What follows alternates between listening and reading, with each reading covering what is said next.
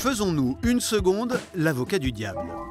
Pourquoi les assistantes maternelles auraient-elles besoin d'un syndicat?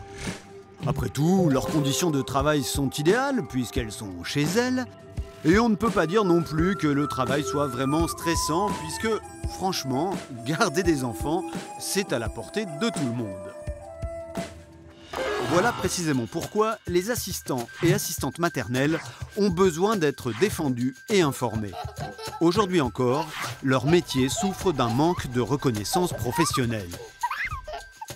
La crise de la Covid-19 en est une douloureuse illustration. Lors de la première vague au printemps 2020, les assistantes maternelles ont été les oubliées du système. D'abord, alors qu'il fallait continuer d'accueillir les enfants des parents qui travaillaient, elles n'avaient ni masque, ni gel, ni protection. Sans compensation financière, elles ont également acheté les produits d'entretien nécessaires et ajouté 1 heure à leur temps de travail quotidien pour désinfecter tout ce que touchent les enfants.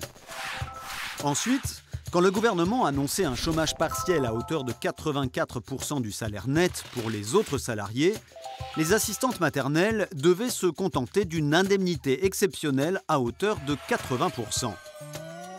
Certains employeurs ont compensé les 20% manquants, d'autres non.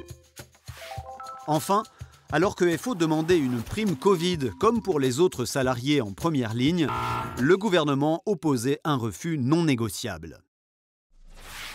Voilà pourquoi le syndicat national des assistantes maternelles FO les défend et les accompagne. FO est là pour porter leurs revendications auprès du gouvernement, par exemple pendant la crise sanitaire, comme pour négocier l'amélioration de la convention collective avec les partenaires sociaux. FO est là aussi justement pour expliquer la convention collective et les droits qu'elle procure, comme la mensualisation et les congés payés qui en découlent.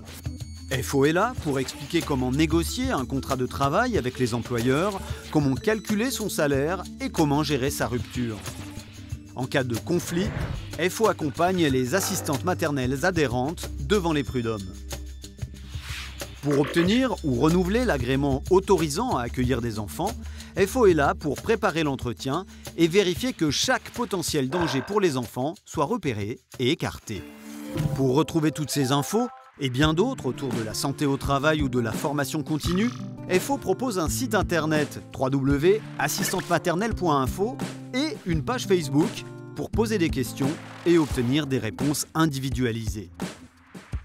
Enfin, comme les assistantes maternelles sont indépendantes, elles n'ont par définition pas de comité d'entreprise.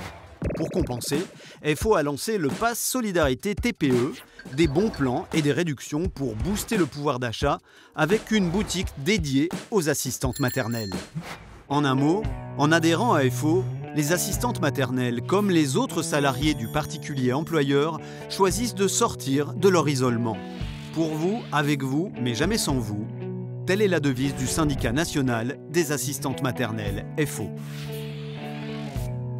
Du 22 mars au 4 avril, les salariés des très petites entreprises et des particuliers employeurs votent pour élire leurs représentants.